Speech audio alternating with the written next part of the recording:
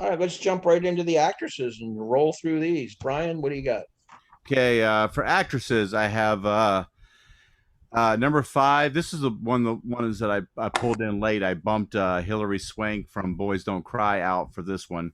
I got Emily Watson from Breaking the Waves. Mm-hmm. That's the one where her husband gets in an accident and he's crippled, and she believes that by having sex with other men, that will bring her closer to God in some way, and that will heal him from his injuries. Really powerful movie. I got Jodie Foster at number four for Silence of the Lambs as her portrayal as Agent Starling. Number three, I have Mercedes Rule from The Fisher King. I thought she did a really good job in that movie. I think that movie itself is underrated. I just, I think Robin Williams is great in that as well and everything. And the movie itself is great. Number two, another one that it's unfortunate she disappeared off the map because of this whole Harvey Weinstein thing. But I had Mira Sorvino in Mighty Aphrodite, Yeah, yeah, the Woody Allen film. She yeah. was fantastic in that movie, and it's a shame that that happened to her with Weinstein, and he ruined her career, and she just disappeared into Blackballed her. oblivion. Yeah. Yeah. It was awful. But Scummy. yeah, but number one for me is Frances McDormand in Fargo. I think that she is one of my favorite actresses probably of all time now, and she just knocked it out of the park in that movie, playing that sincere, naive human hero of the film. It's not like she was super in any way or had No. any type of super ability in any way. She was always very, very down to earth, and yet the hero of the film. I thought this is the best character of the '90s for female actresses. Very good. I have a couple of those that you mentioned in my top five here. Number five for me is Angelina Jolie in Girl Interrupted. She is such a rebellious, charismatic character. She's a lot like Jack Nicholson in Cuckoo's Nest. It's the female Cuckoo's Nest where she takes control of all these troubled girls and sort of leads them and bucks the system. I like her performance in that movie. Number four is Jodie Foster as Clarice Starling in Silence of the Lambs.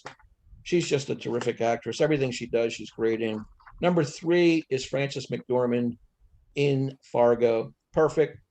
You can't imagine anybody else in that role. She takes it and just runs with it. Fantastic. Number two is somebody you mentioned on your cut list, and that was Hilary Swank in Boys Don't Cry. She is tremendous in that movie, a transgender kind of film. She's a biological female posing as a young man, and she has affection for a girl, and she does a really remarkable job pulling that off. I think she's great in it. Number one is somebody we haven't mentioned in all of these films, and that is Holly Hunter in The Piano. She's a deaf mute kind of character who is sold into a marriage in New Zealand. And she brings a little girl along, and she just is fantastic. I believed every scene she was in. Kind of an artsy kind of movie, the way it was shot. It's directed by Jane Campion, a director from Down Under, and Holly Hunter's another actress, a lot like Jodie Foster, who everything she's in, she's believable. She can do anything: comedy, straight drama, quirky roles, supporting roles, lead roles. She can do it all. So she's getting my nod. The little girl in Piano is Anna Paquin. She won for Best Supporting Actress. And she deserved to win for that movie, too. She was excellent. She matched Holly Hunter scene for scene. She was great. Yep, she was good in that. Yeah. So there we go. That's my my winner for that category. Sean, you're going to wrap this up. Here we go. Well, you're not going to like my number five, Rich. I'll say that. So that's all right. Because it's Kathy Bates in Misery. That's right. I know that's not your fave, but I like her as an actress. I just didn't like her character in that movie. That's all I'm saying.